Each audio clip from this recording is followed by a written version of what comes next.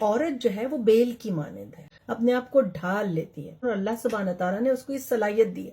اور مرد جو ہے وہ جھاڑ ہے، درخت، جڑیں اس کی مضبوط ہوتی ہیں، سایہ دیتا ہے، لیکن وہ جب ایسا کرتا ہے، جب وہ ایسا کرنا چاہے، اسے وہ تناور سایہ دار درخت بننا ہے، جس کے لیے اللہ سبحانہ تعالیٰ نے اس کو اتنی بڑی ذمہ داری دی ہے کہ وہ اپنے گھر کا پرائم منسٹر ہے۔ لیکن کب؟ جب وہ اللہ کا خوف کرے اور اپنی ذمہ داری اور اپنے فرائض کو یاد رکھے۔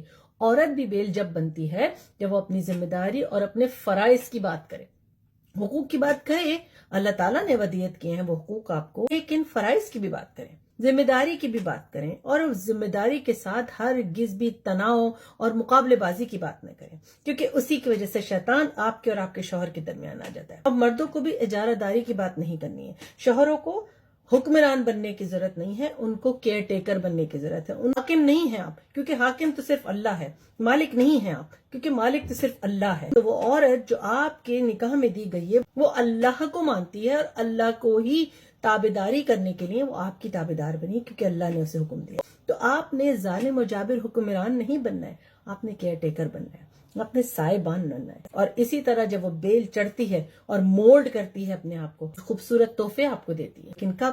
جب وہ بیل خوشحالی میں ہے، نہ وہ تو سوکھ کے مر جاتی ہے۔ نکاح کے بعد آپ نے ایک دوسرے کی طرف جو فرائض اللہ تعالیٰ نے عائد کیے ہیں وہ یاد رکھنے ہوتے ہیں۔